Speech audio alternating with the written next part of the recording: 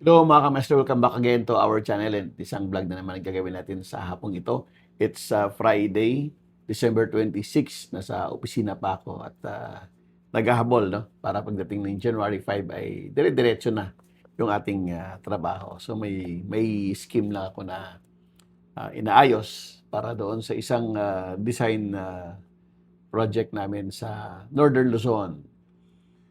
Bago ang lahat ay binabati ko kayo ng maligayang Pasko at dahil hindi tayo magkikita-kita sa susunod na mga araw, mauna na rin akong bumati sa inyo ng maligayang bagong taon sa year 2026. No? Dahil January 5 pa ang balik ng ating opisina. No? So baka hindi ako makapag-vlog for the next few days. Kaya binabati ko na kayo. So, may nagtanong sa atin at kino-confirm kung ang PIPERMA ba dapat sa as-built plans and other reports to be submitted in compliance with the requirements ng pag-issue ng Certificate of Occupancy o yung mga inaatas natin sa Certificate of Completion, yung inspection report, as-built plans, no? And other documents. Sino ba ang PIPERMA noon? Contractor ba? Contractor ba ang PIPERMA noon? O yung architect in charge of construction or architect or engineer na in charge of full-time supervision? So, kino-confirm sa atin. Sino ba ang dapat pumirma? Maraming mga haka-haka at marami ring mga opinion, no, na sinasabing pagka yan ay may contractor, dapat ang pumipirma ng mga as-built drawings natin, yung ating construction logbook ay ang contractor. Meron din nagsasabi na kung walang contractor, so, pwede na rin yung architect in charge of construction. So, ang sinasabi ng Section 309, no, on the issuance of Certificate of Occupancy, kung walang contractor yan, halimbawa, ang kontrata ay under sa Standards of Professional Practice, SPP 207, ng mga architects at walang contractor, no? Direct supervision siya ng isang architect. So, ang pipirma doon ay yung architect na nakapirma doon sa building permit form sa in charge of construction. Yun ang pipirma noon. Pero kung ang project ay, halimbawa, medyo malaki at talagang may separate contractor, maliban doon sa architect na in charge of construction or nag-render ng full-time supervision, hindi contractor ang pipirma doon. Hindi rin architect ang pipirma doon. Dalawa sila. Yan ang sinasabi ng code. No? Kung babasahin natin, mga kamaestro, ang sinasabi ng number 1 ng Section 309 ng ating revised IRR PDT 96. Ang nakalagay dyan ito, the owner or permittee shall submit to the OBO or to the office of the building official an application of Certificate of Occupancy. Anong dugtong na wording ay itong sinasabi. Together, no? Together with a duly notarized Certificate of Completion, then comma, and then another wording, itong malinaw, together with the construction logbook, as-built plans and specifications, and the building inspection sheet. Ito ngayon natandaan ninyo, ito ang sinasabi ng code. All signed by whoever is the contractor, close and open parentheses, if the construction is undertaken by contract. Ang dugtong niya ay hindi or. Ang dugtong ay and.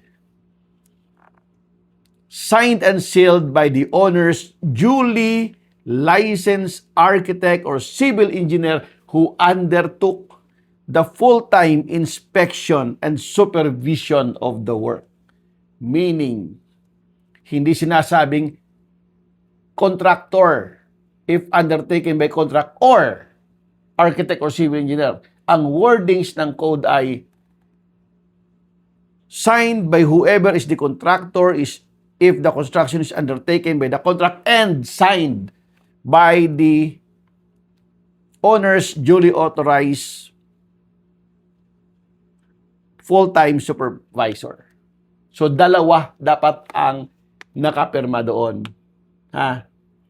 Hindi lang contractor, hindi lang din yung architect na nag-in charge of construction, but it should be the contractor and the architect or an engineer who undertook the full-time inspection and supervision of the construction work. Okay?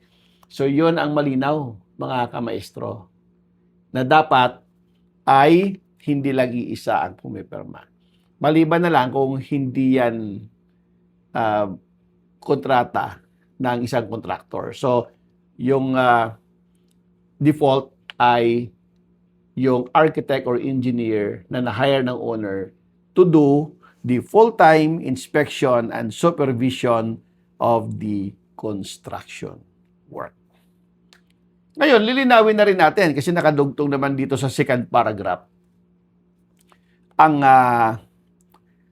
mga documents na yan, lalo na ang as-built plans. No?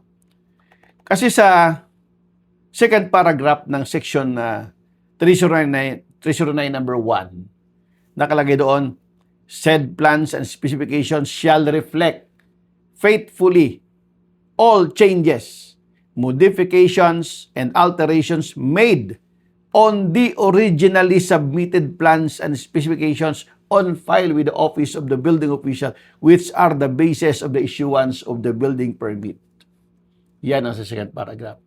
Now, ang sinasabi ngayon ng third paragraph ay the as-built plans and specifications, take note of the wordings, may be just an orderly and comprehensive compilation of all the documents which include the originally submitted plans and specifications and all amendments thereto as actually built.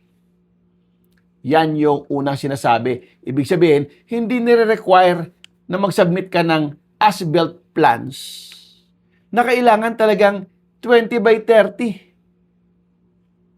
Hindi sinasabi dyan.